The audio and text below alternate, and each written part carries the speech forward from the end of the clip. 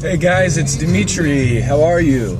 Sorry I haven't posted any updates on my 2015 WRX in a while. I've been really busy doing a lot of unusual things. They're finishing up building my house, so I'm starting to do the moving process. My wife is pregnant. My father-in-law is in the hospital, and he just went on hospice today, so it sounds like he's pretty much thrown in the towel.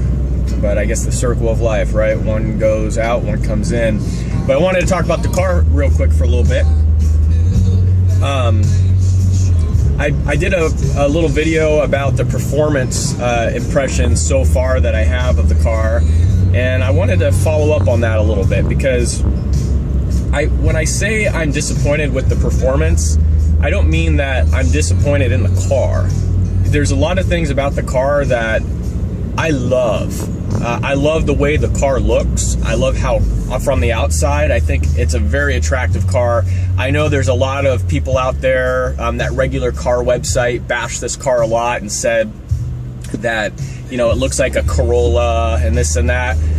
Look, I get it. From the side, this car does kind of look like just a regular commuter car, but from the back and the front, that's a tough argument to win, guys. This car up front, I have a friend that I was out with.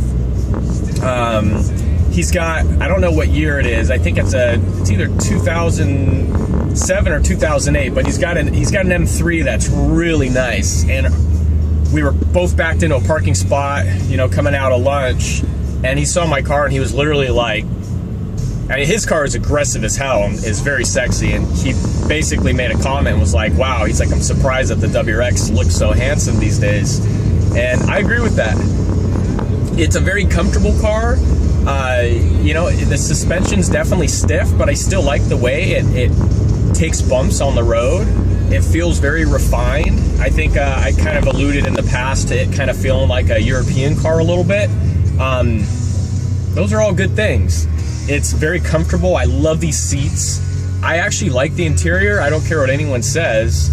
I don't know why everyone makes fun of the interior. Yeah, this is fake fiberglass, but why does it matter? It looks good. And there's a lot of soft finishes, and the console looks great. The steering wheel is awesome. The real thing that's missing is just a little bit of that punch that the old WRX had. And it's obviously a result of the car being more refined. But I'm actually at this point a little more sold than unsold on tuning the car. I know a lot of folks have made comments that, you know, for under $1,000 you can get this car up and running and feeling real good, and I believe that.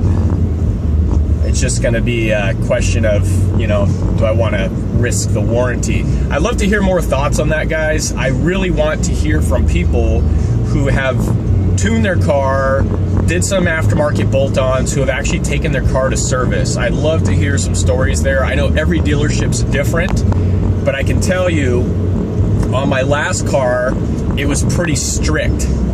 I was part of a community where we all had the same car and we had meets and stuff, and there was a lot of folks that tuned their vehicles that said that they would take the car in for something really minor, like well, I guess not really minor, but one guy had a blown gasket, and they literally tied it back to the fact that you know, the modifications of his car were in some way a precursor to, you know, that gasket blowing, which is probably true.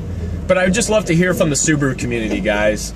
In an ideal world, I would have loved if they had made this WRX look the way it does, but put the old motor in it.